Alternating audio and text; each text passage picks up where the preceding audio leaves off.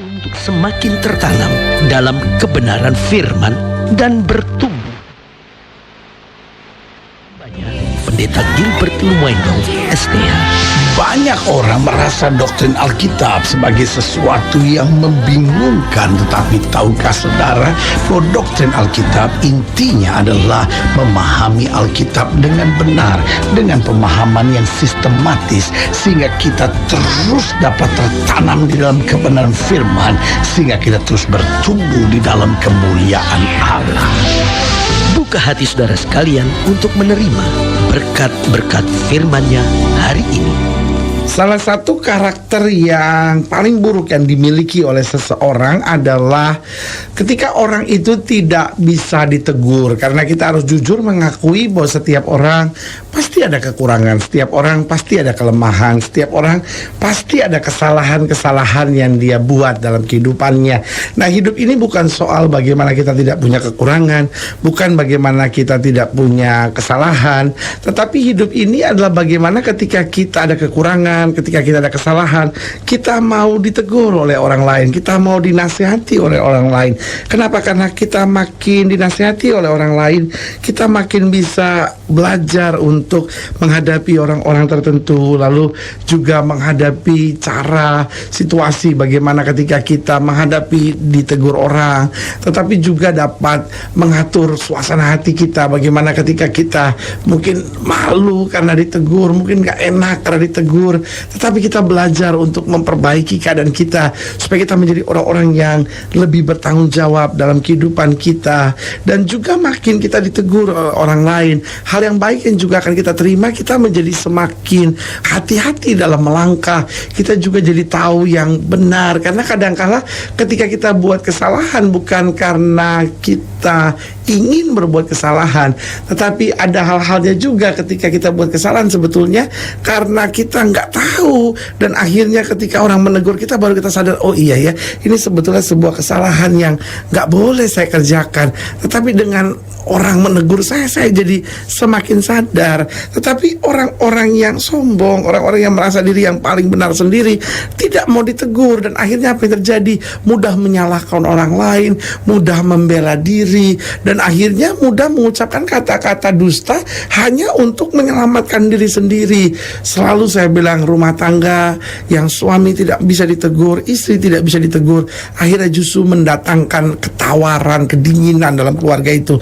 Sama suami bilang, percumalah ngomong sama istri saya juga nggak bisa ditegur, pendeta. Atau istri juga merasa gitu, ya udahlah, percuma ngomong sama suami saya, pendeta, suami saya juga nggak bisa ditegur gitu.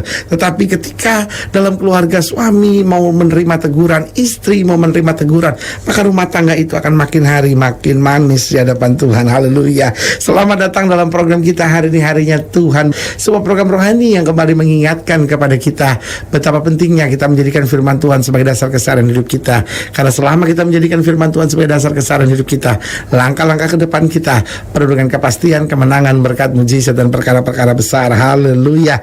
Dan di dalam program ini kita sedang membahas memang tentang tidak suka ditegur. Nah, saudara yang kasih dalam Tuhan, kadang-kala ini juga penyakit orang-orang rohani. Makanya kita lihat ketika seorang sudah melayani Tuhan, aduh, susah sekali ditegur. Kenapa? Karena dia merasa, oh, saya kan sudah penuh dengan Roh Kudus. Roh Kudus yang negur saya. Semua langkah-langkah saya dipimpin dan Roh Kudus. Kalau kamu negur saya berarti kamu gak percaya kan kuasa Roh Kudus. Makanya mudah sekali kadang-kadang dalam pelayanan terjadi perpecahan, mudah sekali dalam pelayanan saling menjelekkan satu sama lainnya. Kenapa? Karena intinya sebenarnya sederhana, karena tidak bisa ditegur. Saudaraku yang kasih dalam Tuhan, betul kita hamba Tuhan, betul kita dipimpin oleh Roh Kudus, tapi kadang-kala Tuhan izinkan supaya orang lain bisa menegur hidup kita. Supaya apa? Supaya kita saling bergandengan tangan, supaya kita sadar bahwa kita bukan yang paling hebat di muka bumi, tetapi yang paling hebat ketika kita bergandengan tangan bersatu untuk kemuliaan nama Kristus. Haleluya. Nah, saudaraku yang kasih dalam Tuhan, dalam program ini ketika kita membahas tidak suka ditegur, kita sedang mau belajar dari Amsal pasal 15. Amsal pasal 15 ayat yang ke-8 sampai ayat yang ke-12. Amsal 15 ayat yang ke-8 sampai 12, demikian firman Tuhan. Dikatakan, korban orang fasik adalah kekejian bagi Tuhan, tetapi doa orang jujur dikenal perkenannya.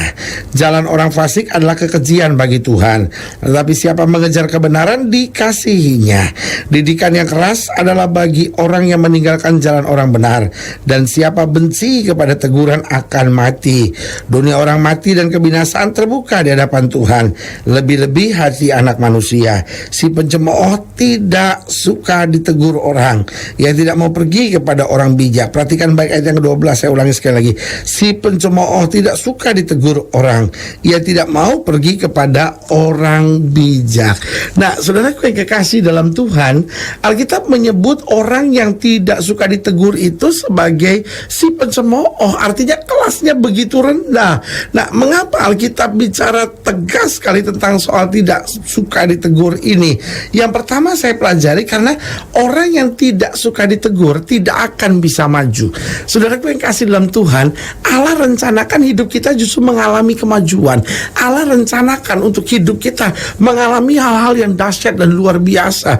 Tetapi banyak kita punya karakter yang gak bisa ditegur. Kita punya sifat, kita punya tabiat yang gak bisa ditegur. Kalau kita ditegur kita marah. Kalau kita ditegur kita kecewa. Kalau kita ditegur kita tersinggung. Kalau kita ditegur kita pikir ya udahlah, saya mundur aja dari semuanya. Nah, saudaraku yang kekasih dalam Tuhan, berarti kita nggak cukup dewasa. Berarti kita nggak cukup punya mental yang kuat untuk menghadapi masa-masa seperti itu. Karena saudaraku yang kasih dalam Tuhan, ketika kita ditegur itu baik. Sehingga apa? Sehingga kita bisa mencabut kerikil-kerikil dalam perjalanan kita, kerikil-kerikil dalam pelayanan kita. Supaya apa? Supaya kita bisa lebih maju lagi. Saudaraku yang kasih dalam Tuhan, Daud salah, tetapi dia ditegur oleh Nathan. Apa yang terjadi? Dia bertobat, dia berubah. Sehingga apa yang terjadi? Tuhan memberikan kemajuan yang berarti dalam kehidupannya. Sementara ada banyak orang yang sudah nggak bisa ditegur, dan selalu saya bilang, orang-orang yang nggak bisa ditegur nggak akan pernah bisa maju. Jadi sekali lagi saya ulangi, orang yang tidak suka ditegur tidak akan pernah bisa maju dalam hidupnya. Yang kedua saya pelajari bahwa orang yang tidak suka ditegur akan buat lebih banyak lagi kesalahan. Saudaraku yang kekasih dalam Tuhan, masing-masing kita perlu mengenal pandangan orang lain. Kadangkala memang bukan berarti kalau orang menegur kita pasti orang baik. Enggak juga. Ada juga orang-orang yang iri. Ada juga memang orang-orang yang cari kesalahan. Ada juga orang-orang yang memang niatnya tuh nggak bagus, niatnya busuk, niatnya jahat, sampai dia negur untuk supaya kelihatan bahwa dia lebih hebat, dia lebih rohani begitu. Tetapi saudaraku yang kasih dalam Tuhan, kita kan bisa tetap simpan semuanya, walaupun itu karena iri, walaupun itu karena nggak suka sama kita, kita simpan aja. Kita lihat teguran ini benar nggak. Kalau teguran ini salah, ya maksudnya memang saya udah buat yang baik, saya udah buat yang benar. Lalu orang menegur, ya it's okay, nggak apa-apa kan. Mungkin ada maksud tertentu, tetapi waktu kita lihat dia tegur begini, memang sakit buat kita. Tapi kita lihat, iya benar ya, saya keliru di sini, saya salah di sini. Nah, kenapa kita nggak berubah? Karena kalau kita nggak bisa ditegur, kita nggak akan pernah bisa maju. Yang kedua, kita akan buat lebih banyak dan lebih banyak lagi kesalahan. Kita akan tutupi kesalahan yang satu dengan kesalahan yang lain, tutupi kesalahan yang satu dengan kesalahan yang lain. Akhirnya kita masuk dalam jurang kehancuran. Yang ketiga saya pelajari, kenapa Alkitab begitu tegas dengan orang yang tidak suka ditegur? Karena yang ketiga, orang yang tidak suka ditegur akan sengsara hidupnya. Dia boleh berdoa, dia boleh baca Alkitab, tapi kalau dia udah nggak bisa ditegur lagi, selalu merasa diri yang paling benar, selalu merasa diri yang paling rohani, selalu merasa diri yang paling baik, saudaraku yang kasih dalam Tuhan, apa yang terjadi? Hidupnya pasti sengsara. Kenapa? Karena orang-orang sombong, kata Alkitab, akan direndahkan oleh Tuhan. Sebagai hamba Allah, kembali saya mau ingatkan buat saudara, suami-suami, biarkan istri sudah menegur saudara. Kalau istri sudah menegur saudara, itu bukan berarti wibawa saudara sebagai suami hilang. Tidak, itu sebuah sharing. Istri memberitahu kepada suaminya. Ketika suaminya menerima teguran, apa yang terjadi? Istri juga semakin merasa dihargai, istri semakin bangga sama saudara, istri semakin melihat wibawa dalam diri saudara, dan akhirnya yang terjadi justru keindahan, kemanisan, keintiman dalam keluarga.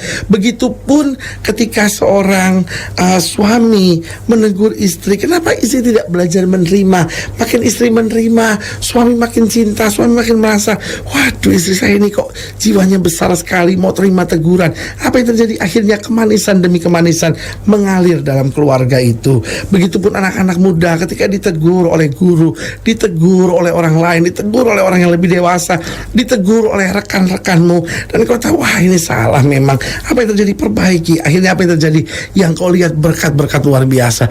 Orang yang sukses, orang yang diberkati, bukan orang yang tidak pernah buat salah, tapi orang yang bisa belajar dari kesalahan, siap ditegur, memperbaiki kelakuan, dan akhirnya berjalan dalam kebenaran. Haleluya. Yang keempat, yang terakhir, kenapa Alkitab bicara tegas sekali tentang orang yang tidak suka ditegur? Yang keempat saya pelajari, karena orang yang tidak suka ditegur akan memiliki banyak musuh. Saudaraku yang kasih dalam Tuhan, siapapun saudara, tapi kalau saudara dasarnya orangnya nggak bisa ditegur, saudara akan memiliki banyak musuh. Mungkin musuh nggak secara terang-terangan ngomong, saya nggak suka sama kamu. Mungkin karena saudara kaya, mungkin karena saudara pimpinan, mungkin karena saudara orang yang cukup berada. Apa yang terjadi? Banyak orang ingin berada di sekitar saudara untuk menjilat saudara. Tapi apa yang terjadi? Orang yang di sekitar saudara itu sebetulnya kecewa banget sama saudara. Kenapa? Karena buat dia, wah bapak ini atau wah ibu ini itu hanya seorang sombong yang nggak bisa ditegur. Akhirnya apa yang terjadi? Orang cuma angkat-angkat saudara, orang cuma jilat-jilat saudara. Dan kelihatannya sudah senang. Tapi sebagai hamba Allah saya mau ingatkan, orang yang nggak suka ditegur akan memiliki banyak musuh. Tapi orang yang bisa ditegur, hidupnya akan memiliki banyak sahabat, hidupnya akan diberkati karena Kristus menyertai langkah-langkahnya. Haleluya. Kalau sudah ingin dilayani lebih jauh, hubungi kami melalui telepon, hubungi kami melalui surat, kunjungi website kami, karena kami ada untuk membawa Bapak Ibu sudah senantiasa lebih dekat pada Tuhan dan mengalami kasih kuasa mujizat yang luar biasa. Haleluya. Secara khusus melalui program ini juga saya mau berdoa buat siap saudara yang sakit, siap saudara yang berbeban berat, karena kita percaya bagi Allah tidak ada perkara yang mustahil. Nah, saudara ingin didoakan secara khusus, boleh taruh tangan kanan saudara di dada dan kita akan berdoa. Mari kita berdoa. Bapa, dalam nama Yesus, hamba doa buat yang sakit, hamba doa buat yang berbeban berat, hamba doa untuk setiap pendengar sekalian yang mungkin hari-hari ini punya sifat, punya karakter nggak bisa ditegur, atau pasangan kami, suami kami, istri kami tidak bisa ditegur, tidak bisa dinasihati. Bapa, hamba berdoa di dalam nama Yesus, hikmat Tuhan turun sehingga kami semua menjadi orang-orang yang dapat ditegur, dan kami dapat melihat perubahan-perubahan yang makin hari makin indah di dalam Kristus dalam kehidupan kami. Di dalam nama Yesus kami berdoa. Haleluya. Amin. Saudara yang kasih dalam Tuhan, kita sudah berdoa. Ingat, Allah tidak pernah lalai menepati janjinya. Ingat, saatnya buat kita untuk bangkit, bersemangat, bersuka cita dalam menghadapi segala perkara, karena kita tahu Yesus hidup, Yesus mengerjakan yang terbaik buat kita, dan tidak ada yang seperti Yesus. Haleluya. Doa saya menyertai saudara sampai berjumpa pada program berikut, dan jangan lupa jadikan hari ini harinya Tuhan. Haleluya. Telah kita